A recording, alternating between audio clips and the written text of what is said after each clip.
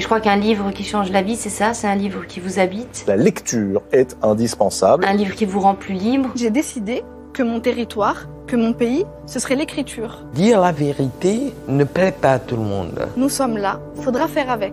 Chaque mot a sa propre énergie. On présente toujours les Africains, par exemple, sous l'aspect des gêneurs. Mais quand on avait besoin d'eux pour aller faire des guerres, pour libérer la France, c'est eux qui prenaient les balles devant. J'ai envie d'entendre aujourd'hui, en France, en Occident, une parole poétique, politique.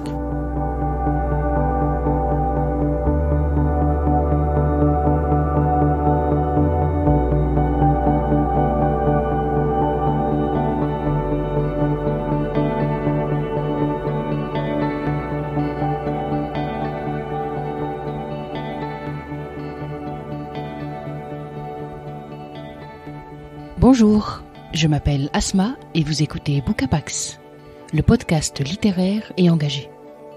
Si vous êtes là, c'est que vous aimez la littérature. Alors sachez qu'ici, vous ferez un pas de côté pour regarder les livres autrement. Parce que dans chacune de mes lectures, je cherche la représentation. Je cherche la pluralité, sans stéréotypes ni clichés éculés. Si vous appréciez ce podcast, faites-le savoir en le partageant sur vos réseaux, en vous abonnant ou encore en le notant 5 étoiles sur iTunes. Faites-le savoir également en souscrivant à la page Patreon de l'émission. Pour cela, rendez-vous sur le lien en description du podcast. Vous y trouverez toutes les informations nécessaires. Allez, on y va.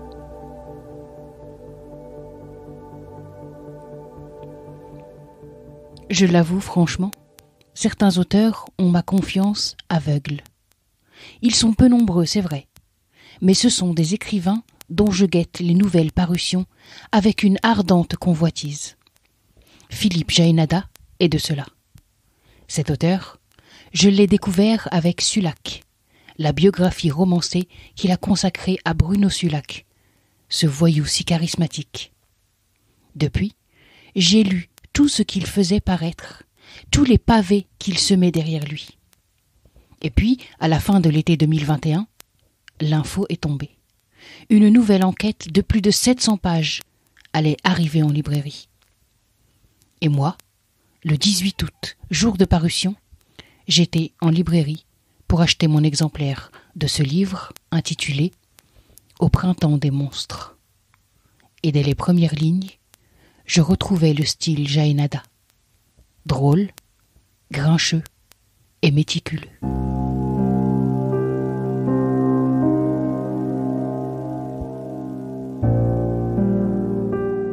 Il y a longtemps que je ne suis pas allée en forêt. Je n'aime pas beaucoup ces zones inhumaines. Je préfère rester à distance, sur la route, près des maisons, de la lumière. Ce qui me met mal à l'aise, ce qui, soyons honnêtes, me fait peur, ce ne sont pas les arbres, qui n'ont jamais fait de mal à personne, qui poussent tranquillement depuis toujours. Ce n'est pas non plus la vie secrète qui s'y cache, les bêtes, invisibles mais sans doute innombrables, les oiseaux, les vers et les insectes, tout ce qui grouille, les limaces, les rongeurs, dissimulés dans les feuillages et l'ombre. Je n'ai pas peur d'un écureuil ou d'un hibou, non. Ce qui m'inquiète et me maintient à l'écart, c'est au contraire l'absence de vie perceptible, d'humanité. Quand on regarde de l'extérieur, en voiture par exemple, ou derrière la vitre d'un train qui passe, le silence qu'on imagine, l'immobilité apparente de cet enclos vert figé, si vaste, rien ne bouge là-dedans depuis des années, des siècles. De loin, on peut même supposer que rien n'y respire. Et à l'intérieur, dans le verre, il n'y a pas de témoin. Rien n'évoque pour moi plus évidemment qu'une forêt, plus désagréablement, depuis toujours, la mort. Pourtant, cette nuit, j'y suis entré dans la forêt, prudemment, pas fier, tout seul. J'ai garé la voiture de location, une Kia Sportage blanche, sur la petite route qui borde, au sud, le grand bois de Verrières dans l'Essonne, à 4 heures du matin. Et je me suis avancé loin entre les arbres et les buissons, les fougères ou je ne sais quoi, dans l'obscurité redoutable. J'ai été obligé d'allumer la petite lampe de poche faiblarde que j'ai acheté la veille dans un Carrefour Market de Palaiseau. Le silence presque absolu, mais pas sur les feuilles tombées seulement. Je me suis enfoncé lentement jusqu'à un gros chêne qui semble avoir toujours été là, au pied duquel je me suis assis, dans la nuit. J'ai éteint la lampe. Je ne me sens pas très bien.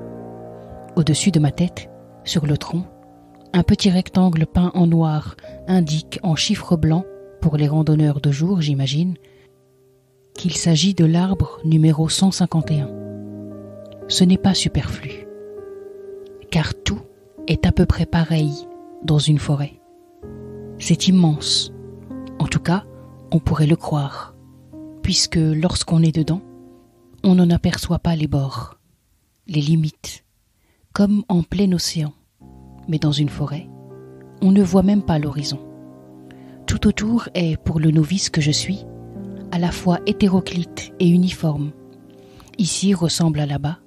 L'arbre et le chemin près desquels je me trouve ne diffèrent presque pas d'un arbre et d'un chemin à 100 mètres. Tout se confond, et ça n'en finit pas. Adossé au tronc, au milieu de ce monde, les genoux pliés, j'attends sans bouger depuis près d'1 heure maintenant, tendu, dans le noir, entre le 26 et le 27 mai 2019, que le jour se lève. J'entends un craquement à une 50aine de mètres. Un animal a dû marcher sur une petite branche tombée. Ce n'est pas un écureuil, ni un hibou bien sûr. Je fais moins le malin. J'ai froid. Je ne me sens pas très bien, ni physiquement, ni moralement. Tout me paraît aussi sombre que la nature qui m'entoure. C'est le printemps pourtant.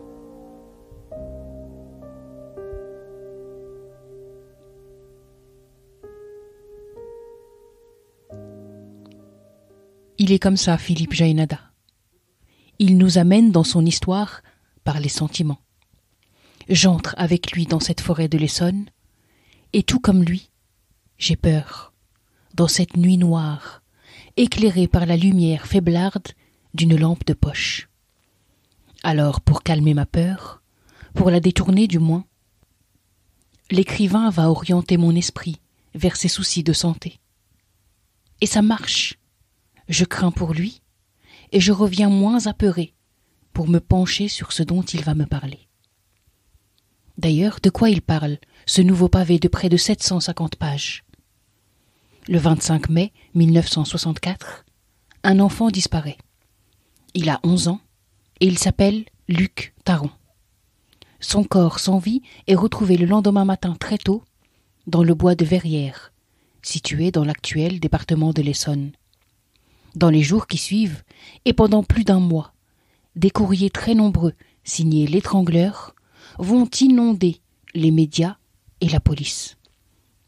Ces courriers, ils revendiquent le crime et s'adressent aux parents, au public et aux forces de l'ordre avec des mots cruels, des mots délirants, des mots ignobles. Quand cet étrangleur est enfin arrêté, alors qu'on s'attendait à voir apparaître un monstre, c'est un jeune homme tout à fait banal qui apparaît sur les écrans de télévision. Il est souriant, il fait même coucou à la caméra, et cet infirmier de métier de tout juste 27 ans a l'air d'un monsieur tout-le-monde, tout à fait inoffensif. Cet étrangleur, donc, il s'appelle Lucien Léger. Il va finir par avouer le crime, et le voilà parti pour 41 ans de prison. Fin. Mais si l'affaire était si simple, elle n'aurait pas fini entre les mains expertes de Philippe Jaénada. Lucien Léger a avoué, certes, mais c'est bien là que commence l'enquête. Car c'est à une véritable enquête fouillée, méticuleuse, longue de 3 années de recherche et de lecture, que s'est livré l'auteur du Printemps des monstres. Pendant 3 années, donc, Philippe Jaénada a lu des milliers de pages de comptes rendus d'audience, de témoignages, d'interrogatoires, d'articles de presse, d'ouvrages sur l'affaire aussi, en particulier celui le plus complet, signé Stéphane Troplin et Jean-Louis Ivani. Il a travaillé 7 jours sur 7, consigné des milliers de données, d'informations, de notes et de dates. Le résultat ? Un ouvrage titanesque que l'éditeur et l'imprimeur ont dû raboter, ont dû trouver 1000 stratagèmes pour nous le livrer à peu près digeste. Sinon, il aurait fait plus de 1000 pages. Les pages sont extrêmement fines, la police d'écriture est réduite et la taille du livre fait qu'il est difficilement transportable dans le métro. Mis à part ces considérations techniques qui m'ont bien fait rire quand je les ai entendues de la bouche de l'auteur, Au printemps des monstres est composé de 3 parties. Dans la première, baptisée « Le Fou », l'auteur détaille toute l'affaire telle que le grand public l'a connue. Une deuxième partie, dénommée « Les monstres », nous montre pas à pas combien tous les protagonistes de cette affaire, tous ceux qui ont côtoyé Lucien Léger, se sont comportés comme des monstres. Il écrit à ce moment-là « Rien dans cette histoire, rien ni personne n'est ce qu'on croit, ce qu'on a cru. Tout, vraiment tout, est en réalité trouble et complexe et moche.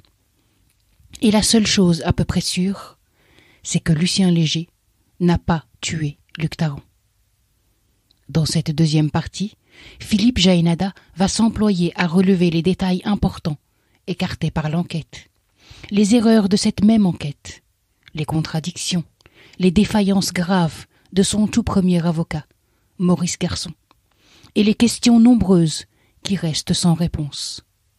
L'écrivain va s'employer, dans cette deuxième partie, à nous amener à cette certitude qu'il pose avec force. Lucien Léger a été condamné à tort. Et enfin, une troisième partie clôture cet ouvrage. Elle est sobrement intitulée « Solange ». Et elle va revenir sur la vie et le destin de la femme de Lucien Léger. Elle va faire en sorte d'effacer cette image de malade mentale dont les médias ont fait le portrait. Cette dernière tranche du livre l'illumine entier, tant on sent la grande empathie de l'auteur pour Solange. Car elle est celle qu'on présente comme une folle, alors qu'en réalité c'est de loin la plus saine, la plus intelligente et la plus sensée de cette affaire.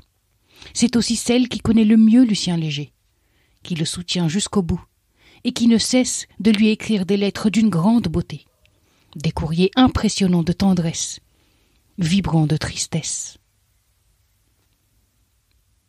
Au fil des années, au fil des romans, au fil des pavés que dépose Philippe Jaénada entre nos mains, l'auteur a imposé son style, sa patte. Certains aiment, d'autres détestent et ne s'y font pas. Moi, j'adore cette écriture boursouflée de parenthèses, de digressions et de détours. L'écrivain ne peut suivre un fil unique. Régulièrement, il aère son histoire en nous racontant ce qui lui arrive sur le plan personnel.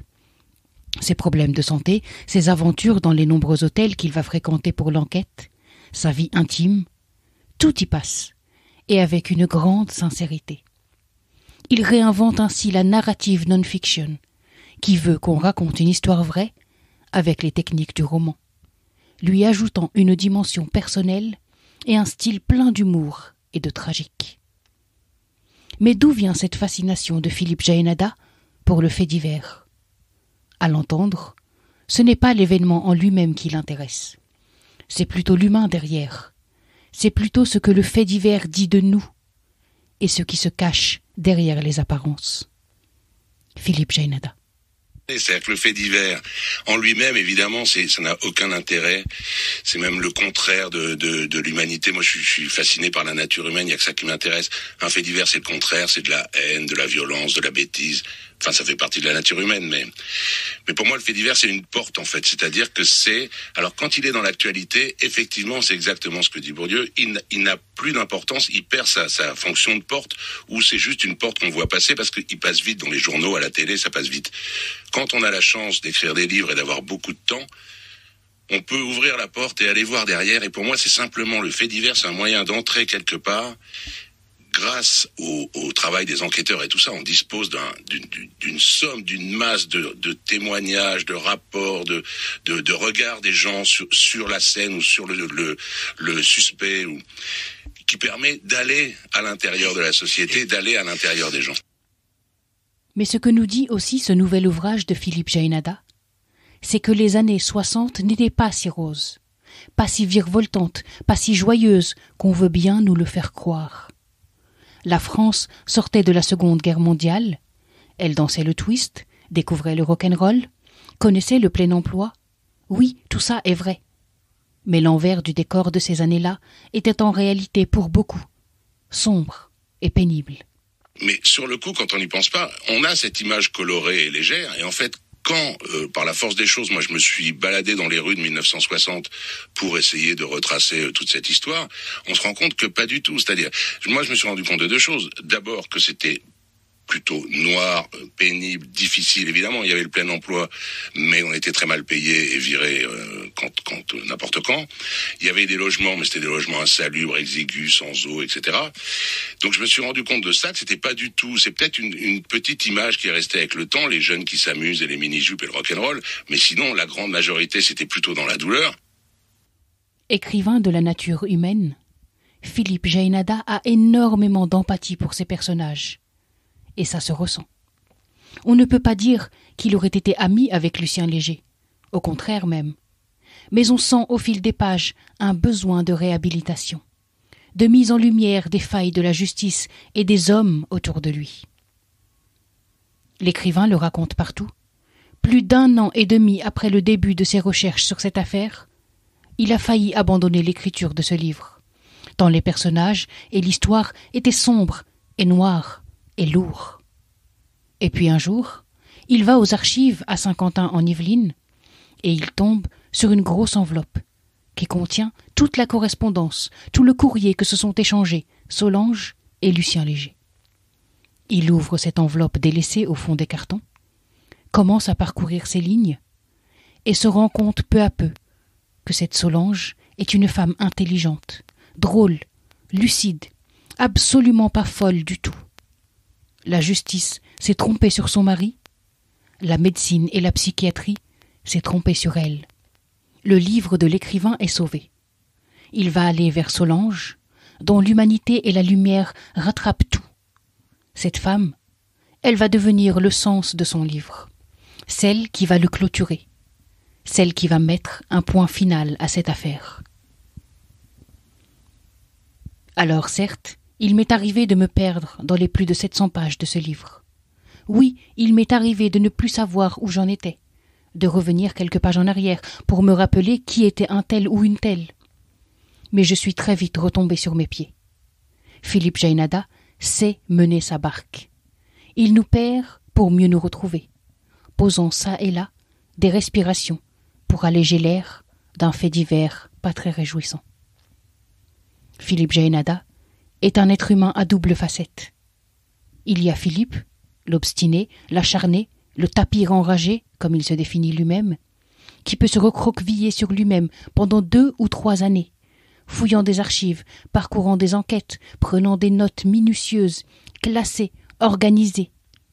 Et il y a Jaénada, l'écrivain, qui prend le temps entre chaque parution et qui, une fois son livre sorti, passe 6 mois à en parler, écumant les salons littéraires, les bibliothèques, les cafés et les librairies, à la rencontre de son lectorat. 2 facettes pour un même homme, bourru, drôle et brillant. J'ai bien pris une pleine semaine pour venir à bout de ce livre. Une semaine durant laquelle j'en ai savouré chaque page, chaque chapitre, chaque partie. J'y suis chaque fois revenue avec empressement, curieuse de retrouver ces personnages, cette écriture, ces parenthèses si savoureuses. Lisez Jaénada, lisez toutes ces enquêtes sur Bruno Sulac, sur Pauline Dubuisson, sur Henri Gérard. Autant de pavés, chaque fois épais et passionnants. Vous en ressortirez à la fois ébouriffé, empli d'un sentiment de plénitude, mais aussi d'un certain vague à l'âme qui vous tiendra au corps plusieurs jours.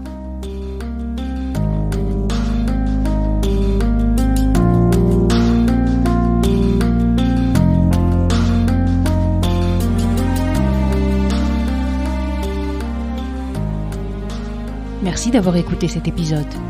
Cette émission vous plaît ?